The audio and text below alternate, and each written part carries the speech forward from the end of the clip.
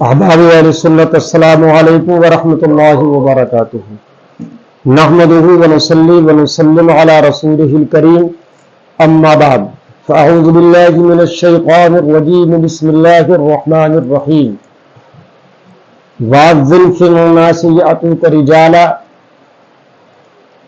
آمنت باللہ صدق اللہ العظیم وصدق رسولہ النبی الامین الکریم وَنَحْنُ عَلَى ذَلِكَ لَمِنَ الشَّاهِدِينَ وَالشَّاكِرِينَ وَالْحَمْدُ لِلَّهِ رَبِّ الْعَالَمِينَ۔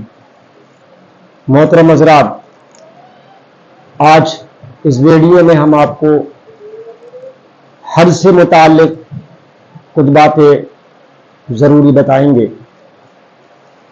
اللہ تبارک و تعالی نے جب حضرت ابراہیم علیہ السلام کو خانہ کعبہ بنانے کا حکم فرمایا تو اللہ تبارک و تعالی کی حکم کی تعمیل کرتے ہوئے حضرت ابراہیم علیہ السلام نے خانہ کعبہ تیار کیا، اور اس کے بعد جب خانہ کعبہ تیار ہو گیا تو بارگاہ الہی میں ہاتھ اٹھا کر حضرت ابراہیم علیہ السلام نے یہ دعا مانگی، ربنا تقبل منا انک انت السمیع العلیم، اے پروردگار تو میری جانب سے اور حضرت اسماعیل علیہ السلام کی جانب سے قبول فرما۔ اور اس کے بعد اللہ تبارک و تعالی نے حکم فرمایا، اے ابراہیم تم حج کا لوگوں میں اعلان کر دو، جس کو قرآن کریم نے یوں کہا، وَأَذِّنْ فِي النَّاسِ يَأْتُوكَ رِجَالًا وَعَلَىٰ كُلِّ ضَامِرٍ يَأْتِينَ مِنْ كُلِّ فَجٍّ عَمِيقٍ۔ اے ابراہیم تم لوگوں میں حج کا اعلان کرو، جب تم اعلان کرو گے تو لوگ پیدل چل کر اور اونٹوں پر سوار ہو کر کے دور و دراز سے خانہ کعبہ کا حج کرنے کے لیے اور خانہ کعبہ کا طواف کرنے کے لیے آئیں گے۔ لیکن حضرت ابراہیم علیہ السلام نے عرض کی، میرے مولا جس مقام پر خانہ کعبہ ہے وہاں کوئی آبادی نہیں، میری آواز سنے گا کون؟ کوئی آدم اور آدم زاد نہیں، میری آواز کون سماعت کرے گا؟ میری آواز تو سدا بصیرہ ثابت ہو جائے گی۔ اللہ تبارک و تعالی نے فرمایا، اے ابراہیم تمہارا کام یہ ہے کہ تم حج کا لوگوں میں اعلان کرو، تمہارا کام اعلان کرنا ہے اور اس آواز کو ان تک پہنچانا یہ ہمارا کام ہے۔ لہذا حضرت ابراہیم علیہ السلام نے جبل ابو قبیس پہ چڑھ کر کے وہاں سے اعلان کیا حج کا۔ اللہ تبارک و تعالی نے حضرت ابراہیم علیہ السلام کی آواز کو وہاں تک پہنچا دیا کہ جو ذریات مردوں کی پیٹھوں میں تھیں، عورتوں کی رہنوں میں تھی، وہاں تک آواز حضرت ابراہیم علیہ السلام کی اللہ تبارک و تعالی نے پہنچا دی۔ اور جس نے بھی حضرت ابراہیم علیہ السلام کی آواز پر لبیک کہا، ایک مرتبہ کہا یا دو مرتبہ کہا یا جس نے 3 مرتبہ کہا، تو علماء فرماتے ہیں کہ جس نے 1 مرتبہ کہا تو 1 مرتبہ وہ حج کو ضرور جائے گا، جس نے 2 مرتبہ کہا وہ 2 مرتبہ حج کو ضرور جائے گا، جس نے 3 مرتبہ کہا، جس نے جتنی مرتبہ کہا وہ حج کو ضرور جائے گا۔ تو یہاں سے معلوم ہو گیا کہ یہ حج جس کا اعلان حضرت ابراہیم علیہ السلام نے پروردگار عالم کے حکم سے فرمایا تھا، آج لوگ دور و دراز سے، دنیا کے ہر ملک سے، جہاں جہاں مسلمان پائے جاتے ہیں، آج خانہ کعبہ کا طواف کرنے کے لیے اور خانہ کعبہ کا حج کرنے کے لیے، مناسک حج ادا کرنے کے لیے جوک در جوک مکہ معظمہ کی دھرتی پر پہنچتے ہیں۔ تو یہ حج جو 9 ہجری میں فرض ہوا اور جس کا حکم قطعی ہے، کوئی اس کا انکار نہیں کر سکتا۔ اگر کوئی انکار کرے گا تو وہ کافر ہو جائے گا۔ لہذا حج نام ہے، احرام باندھ کر کے وقوف عرفہ کرنا، تھوڑی دیر کے لیے وہاں ٹھہرنا نمی ذی الحجہ کو۔ کہاں سے کہاں تک؟ تو آپ جانتے ہیں کہ آفتاب ڈھلنے کے بعد سے لے کر کے اور دوسری رات میں صبح صادق تک اس میں ٹھہرنا تھوڑی دیر کے لیے، اور طواف زیارت کرنا، اور کچھ افعال مخصوصہ ہیں جو اس میں کیے جاتے ہیں، اسی کا نام حج ہے۔ اور حج یہ اسلام کی بنیادی چیزوں میں سے ایک بنیاد ہے، اسلام کے ارکان میں سے ایک رکن ہے۔ اللہ کے حبیب دانائے غیوب جناب محمد رسول اللہ صلی اللہ علیہ وسلم نے ارشاد فرمایا، بنی الاسلام علی خمس، شہادت ان لا الہ الا اللہ، واقام الصلاۃ، وایتاء الزکاۃ، وصوم رمضان، وحج البیت۔ بخاری شریف کے اندر بھی یہ حدیث موجود ہے، مسلم شریف کے اندر بھی کتاب الایمان میں یہ حدیث موجود ہے۔ ارشاد فرمایا گیا کہ اسلام کی بنیاد 5 چیزوں پر رکھی گئی ہے۔ اسلام کی کلیدی اور بنیادی چیزیں 5 ہیں۔ سب سے پہلی چیز، ہمیں اور آپ کو اس بات کی گواہی دینا کہ اللہ تبارک و تعالیٰ ایک ہے، وحدہ لا شریک ہے، وہی عبادت کے لائق ہے، اور آقا کریم صلی اللہ علیہ وسلم کی رسالت اور نبوت کی گواہی دینا۔ اس کے بعد جب ہم اس بات کی گواہی دے دیتے ہیں کہ اللہ ایک ہے، تو نماز قائم کرنا، زکوٰۃ دینا، اور رمضان کے مہینے کے روزے رکھنا، اور بیت اللہ کا حج کرنا، یہ اسلام کی 5 بنیادی چیزیں ہیں۔ نماز یہ فرض عین ہے اور اہم العبادات کہلاتی ہے، اور یہ بدنی عبادت ہے۔ اسی کے ساتھ زکوٰۃ کا تذکرہ، زکوٰۃ بھی ایک عبادت ہے اور اسلام کے ارکان میں سے ایک رکن ہے، اور یہ مالی عبادت ہے۔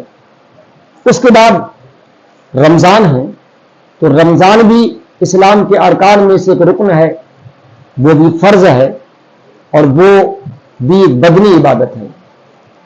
اور اس کے آخر میں تذکرہ فرمایا گیا کہ بیت اللہ کا حج کرنا، خانہ کعبہ کا طواف کرنا، اس کا حج کرنا، مناسک حج وغیرہ ادا کرنا، یہ بھی فرض ہیں مسلمان کے لیے، کہ جو مالک نصاب بھی ہو اور صاحب استطاعت بھی ہو، یعنی وہاں تک جانے کی قدرت بھی رکھتا ہو۔ جبکہ زکوٰۃ میں صرف مالک نصاب ہونا ہے، اس میں استطاعت کی کوئی قید نہیں ہے۔ اور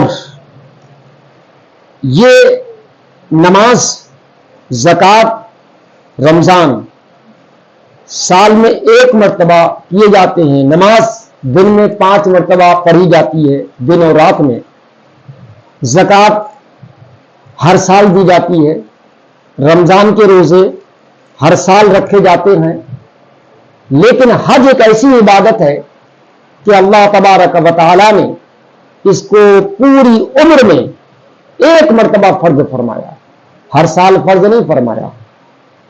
جبکہ زکوٰۃ بھی ایک فرض ہے، روزہ بھی ایک فرض ہے، اور نماز بھی ایک فرض ہے۔ لیکن وہاں ایسا نہیں ہے کہ عمر میں 1 مرتبہ نماز پڑھنے کے لیے یا عمر میں 1 مرتبہ زکوٰۃ دینے کے لیے کہا گیا ہو، نہیں۔ اگر وہ مالک نصاب رہے گا تو ہر سال زکوٰۃ بھی دے گا، ہر سال رمضان کے مہینے آئیں گے تو وہ روزہ بھی رکھے گا، نماز بھی 5 ٹائم کی پڑھے گا۔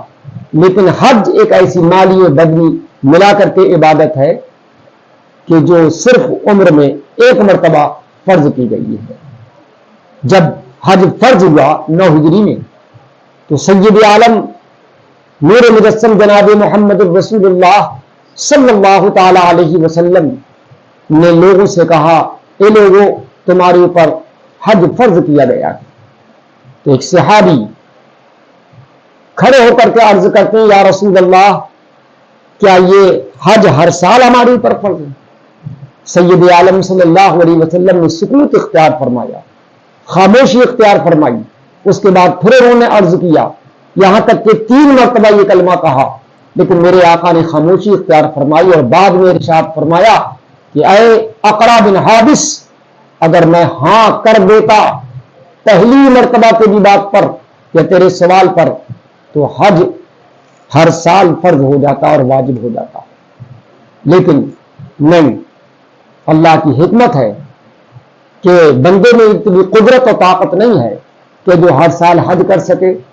اور میں سمجھتا ہوں کہ یہ حج کی مالی و بدنی عبادت، وہ 5 دن کی سختیاں، وہ 5 دن کی عبادت کتنی سختی کے ساتھ ہوتی ہے، کتنی محنتیں اور کوششیں وہاں کرنا پڑتی ہیں، اور مناسک حج میں اور ان 5 دنوں کے اندر جو مناسک ہیں، جو حج کے افعال ہیں جو کرنا پڑتے ہیں، وہ نہایت ہی کیا سخت ہوتے ہیں اور نہایت ہی اس میں محنت کرنا پڑتی ہے۔ تو صرف عمر میں ایک مرتبہ اللہ تبارک و تعالیٰ نے حج کو فرض فرمایا ہے، لہذا ضروری ہے کہ جس کے اوپر حج فرض ہو جائے تو وہ پھر تاخیر نہ کرے اور بہت جلد حج کرنے کی کوشش کرے۔ حج کے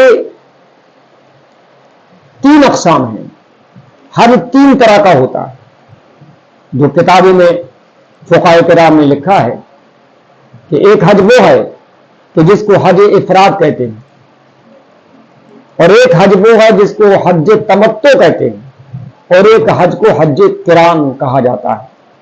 حج افراد کا مطلب یہ ہوتا ہے کہ صرف حج کا ہی احرام باندھا جائے اور اس کے بعد اس کی نیت کی جائے کہ اللہ تعالیٰ، میں حج کا ارادہ رکھتا ہوں، اس کے افعال کو میرے لیے آسان فرما دے۔ اور حج تمتع میں یہ ہوتا ہے کہ عمرے کا احرام الگ سے باندھا جاتا ہے اور عمرے سے فارغ ہونے کے بعد پھر حج کا احرام باندھا جاتا ہے۔ 8 ذی الحجہ کو منی میں جانے کے لیے اس سے پہلے احرام باندھا جاتا ہے اور وہ 5 دن حج کے کہلاتے ہیں۔ اور ایک حج قران کہلاتا ہے کہ حج اور عمرے کا ساتھ ساتھ احرام باندھا جاتا ہے۔ پہلے کو جو حج افراد کرتا ہے اسے مفرد کہتے ہیں، جو حج تمتع کرتا ہے اسے متمتع کہتے ہیں، اور جو حج قران کرتا ہے اسے قارن کہا جاتا ہے۔ تو یہ 3 طرح کے حج ہوا کرتے ہیں، لیکن میں آپ کو آخر میں یہ بتا دوں کہ حج میں جو چیزیں کرنا ضروری ہیں کہ جن کے بغیر حج ہو ہی نہیں سکتا ہے، اگر ان میں سے ایک بھی چھوٹ جائے تو حج نہیں ہوگا، تو وہ میں آپ کو گوش گزار کر دوں کہ حج میں 3 فرض ہیں۔ نمبر 1 احرام، لیکن صرف احرام نہیں، یعنی احرام باندھنا ہی نہیں، بلکہ اس کے ساتھ احرام کیونکہ شرط ہے، اس کے ساتھ نیت بھی ہو اور اسی کے ساتھ تلبیہ بھی ہو، یعنی لبیک اللہم لبیک، یہ دعا جو پڑھی جاتی ہے یہ بھی ساتھ میں احرام باندھنے کے بعد۔ تو یہ احرام باندھنا مع نیت اور اس کے ساتھ ساتھ تلبیہ، تو یہ بھی فرض ہے، اور بار شریعت میں لکھا ہے کہ احرام یہ شرط ہے۔ نمبر 2